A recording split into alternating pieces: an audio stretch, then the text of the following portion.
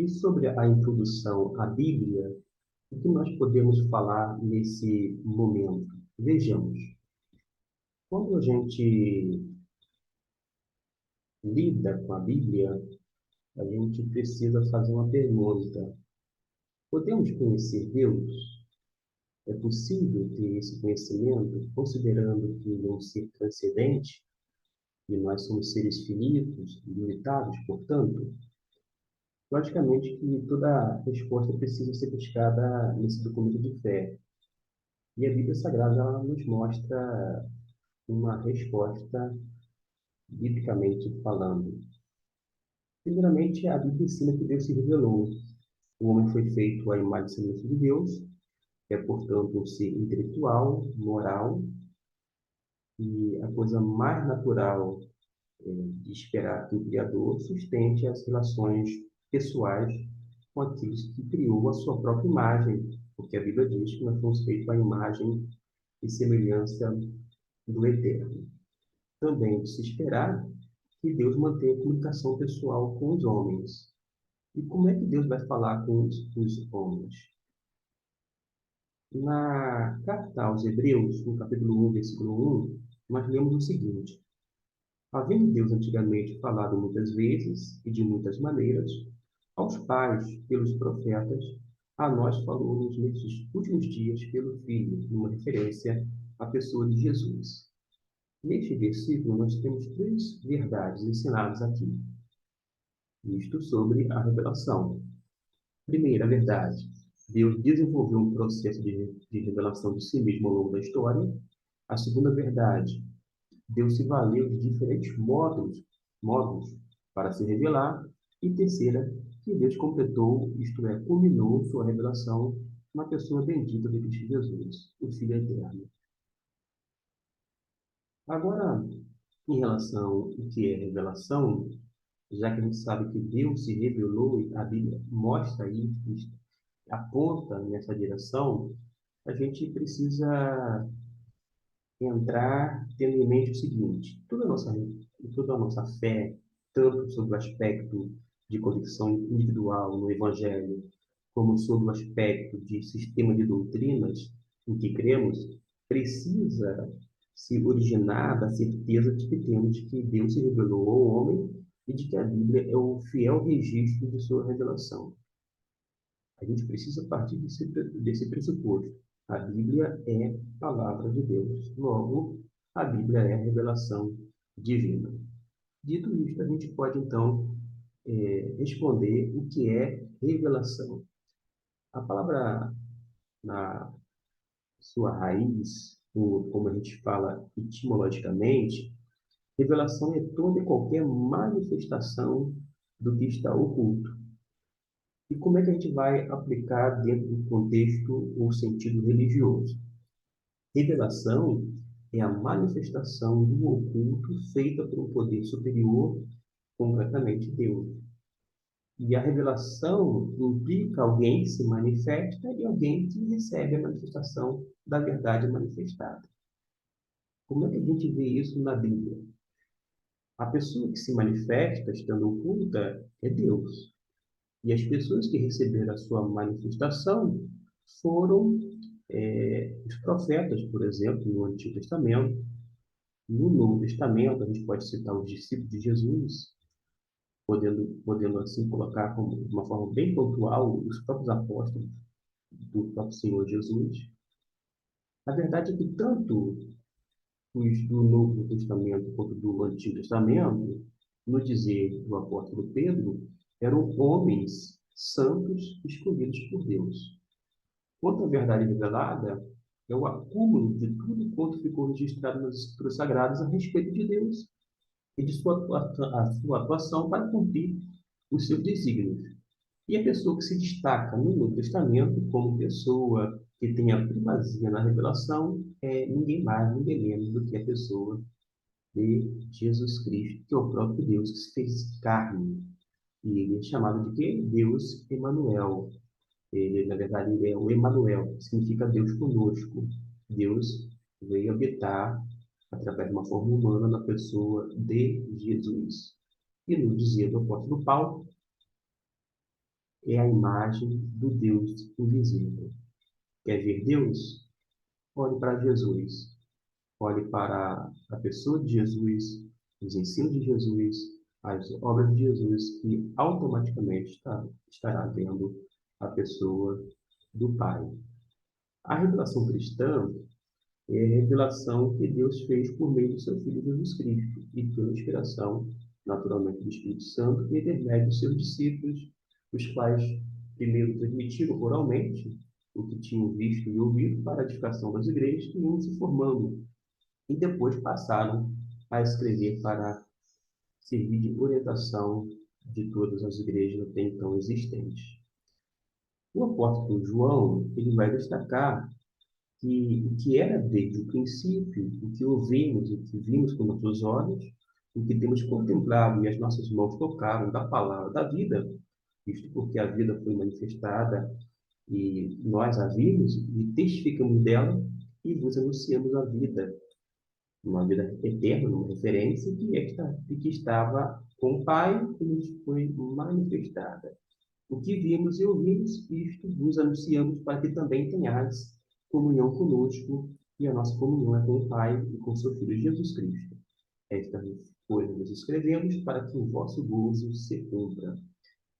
Isto é uma parte da revelação de Deus em 1 João, capítulo 1, do versículo 1 até o 4. Agora a gente precisa ver as maneiras de Deus se revelar. É o item 2. Como é que Deus se revelou? Já que o autor aos Hebreus se refere ao fato de Deus haver se manifestado de muitas maneiras aos pais pelos profetas. Ora, nós podemos mencionar algumas. Primeiro, Deus apareceu falando pessoalmente. Vamos nos reportar lá no Jardim do Éden, quando Deus falava com Adão e Eva diariamente aquele jardim de delícias, de prazeres, um prazer onde tinha essa comunhão constante da parte do seu Criador, bem como a humanidade representada em Adão e Eva não tinha ainda sido alcançada pelo pecado, por sua vez, pelas consequências deste. Mas Deus falou, por exemplo, a Abraão. Ele fala com Abraão, quando visitou Abraão em Aló, seu sobrinho, e operou em presença deles atos normais de homens, como se alimentar e conversar. Eram aquelas chamadas teofanias, aquelas aparições onde Deus se manifestava aos seus servos. Deus fechou, por exemplo, a porta da arca, em Gênesis 7,16. Ele aparece. Quando a gente não vê uma fala explícita, ao menos a gente vê Deus aparecendo, ele se apresentando. Quem é que fecha a arca por fora? É Deus, não foi Noé. Então a gente vê essa aparição da parte de Deus. Em outro caso, Deus fez passar diante de Moisés a sua bondade, aparecendo em forma humana pelas costas, porque se Moisés visse o seu rosto, morreria, conforme lá o texto de Êxodo 33, do 18 até o 23. Então a gente vê que Deus vai aparecer de diversas maneiras, inclusive falando pessoalmente a algumas dessas pessoas. Mas Deus também, além de aparecer falando pessoalmente, ele vai se manifestar, ou vai se revelar por meio de visões. Como, por exemplo, quando ele se revelou a Moisés em Midian, lá na sarça ardente. E foi aí que mandou ao Egito para libertar o seu povo. Mais uma vez, essa sarça ardente, essa descrição é feita, teologicamente falando, do uso da expressão teofania, ou seja, teo é de Deus, é uma aparição, uma visão, é uma manifestação da divindade, no caso, naquela sarça ardente. Nós temos outros casos, como, por exemplo, quando ele comissionou Isaías para pregar ao povo, lá em Isaías capítulo 6. Ele também vai aparecer por meio de visões. Temos outros casos, como os casos do profeta Ezequiel, do rei Nabucodonosor, um episódio bastante conhecido, que é por crentes ou não crentes, e do apóstolo João, lá na ilha de Patmos. Ele teve visão. Aquela revelação da parte de Jesus foi na forma de visão. Mas além de falar por meio de visões, vai também falar por meio de sonhos. Quer ver um exemplo? Ele fala de uma maneira audível, ou com voz audível, como foi o caso da chamada de Samuel. Você pode conferir esse evento no 1 Samuel, capítulo 3. Tem muitos outros sonhos que a gente poderia descrever. Ele vai se revelando. A gente vê, por exemplo, no Novo Testamento, lá no início, que por meio de sonhos fala a José, a Maria, vai dando inclusive direção para que o menino Jesus fosse salvo ou poupado, e eles vão para uma terra distante e depois voltam também mediante o quê? A sonho. Esse sonho serviu para direcionar, para revelar, apresentar não apenas Deus, mas sobretudo os seus propósitos. Os desígnios de Deus foram ali apresentados por meio de sonhos. O último que eu citei aqui é por meio da pessoa de Jesus Cristo. Porque, como já foi lido, Jesus é o ponto máximo da revelação divina. É o clímax da revelação. Porque nos últimos dias nos falou através de seu Filho, diz o escritor aos Hebreus, capítulo 1, versículo 1. O que a gente pode falar mais sobre a revelação? A revelação já se completou, isso mesmo. Tem gente que fica esperando cada vez mais e mais, vai adicionando mensagens e mais mensagens como se fossem uma revelação da parte de Deus. Nós entendemos que a revelação se completou. Com base em quê?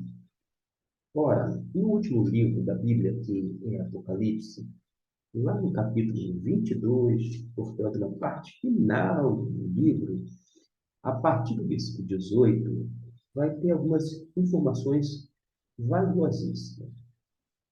Diz assim: porque eu testifico a todo aquele que ouvir as palavras da profecia deste livro que, se alguém lhes acrescentar alguma coisa, Deus fará vir sobre ele as pragas que estão escritas neste livro. E se alguém tirar quaisquer palavras do livro dessa profecia, Deus tirará a sua parte da árvore da vida e da cidade santa, que estão escritas neste livro. Aquele que testifica estas coisas diz: certamente cedo venho. Amém. Ora vem, Senhor Jesus.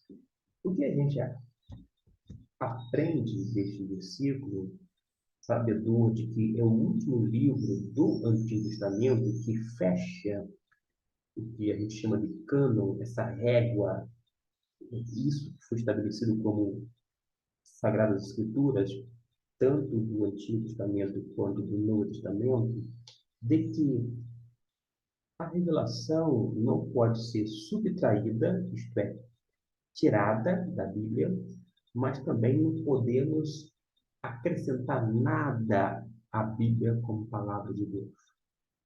Porque há um entendimento de que Deus cessou a sua revelação. E não é à toa que nos referimos que a Bíblia é a única regra de fé e prática, por conta desse entendimento em que a revelação de Deus cessou. Deus completou a sua revelação com o que a gente chama de cânon, e é justamente composto desses livros que nós temos em nossa Bíblia. Ora, se a revelação se completou, naturalmente, que o crente ele não precisa estar aberto a nenhum tipo de revelação contemporânea, mas precisa se dirigir à própria palavra de Deus. Porque, na verdade, a Bíblia é um instrumento do Espírito. Veja bem, se o Espírito Santo inspirou o teor sagrado, esse registro divino, se o mesmo Espírito Santo conduziu, ou seja, moveu homens da parte de Deus, que eram homens santos, para termos hoje esse registro fidedigno, que nós sabemos que é uma revelação completa, não há necessidade de coisa alguma. Não há necessidade de uma nova revelação. Não há necessidade sequer de acréscimo. E tampouco nós podemos subtrair algo da palavra de Deus. Qual é a conclusão aqui que eu quero deixar para vocês e com vocês? Para você que está acompanhando este vídeo e que vai acompanhar semana após semana ainda sobre essa introdução à Bíblia. A gente vai conhecer a palavra de Deus de uma forma mais ampla, o registro da revelação divina, que é a própria Bíblia, a inspiração, a importância dela, a constituição da Bíblia, como ela chegou até nós, a Bíblia em português, os livros do Antigo e do Novo Testamento, e quem sabe fechar o cânon das Escrituras e até mesmo falar alguma coisa sobre os chamados livros apócrifos. Tudo isto em 10 vídeos resumidos, mas sempre deixando uma referência bibliográfica para que você possa fazer a sua consulta. Nós podemos, então, finalizar dizendo o seguinte: toda a nossa fé origina-se da certeza de que temos de que Deus se revelou ao homem, e de que a Bíblia é o fiel registro de sua revelação. Você precisa guardar isto na sua mente e no seu coração. Porque se a Bíblia é o fiel registro de sua revelação, você precisa se reportar cada vez mais e mais à revelação bíblica, não à revelação chamada extrabíblica, ou seja, contida fora das Escrituras. Muita gente nos dias atuais, gente sincera, tementes a Deus, correm atrás de revelações fora das Escrituras. Mas cá entre nós temos a revelação completa, ela nos basta, ela nos basta. E não é à toa que nós temos não um slogan de que a Bíblia é suficiente. Daí vem aquela expressão, a suficiência das Escrituras. A Bíblia, por exemplo, para mim é tão suficiente que me basta que eu não busco nenhum tipo de revelação fora dela. Eu busco compreendê-la da melhor maneira possível.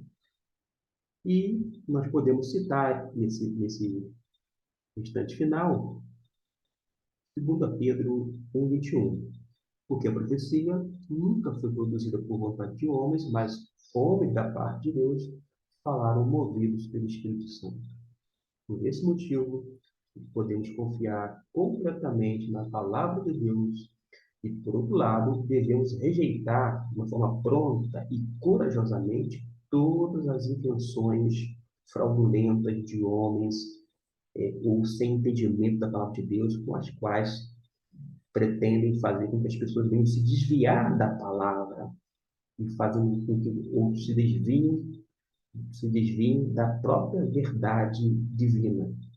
A incapacidade ou a falta de seriedade na interpretação e o uso da Bíblia pode favorecer a criação de movimentos heréticos, ensinos errôneos e prestigiar e fortalecer certos modismos religiosos que, embora ostentando títulos de evangélicos, são perniciosos aos propósitos de Deus.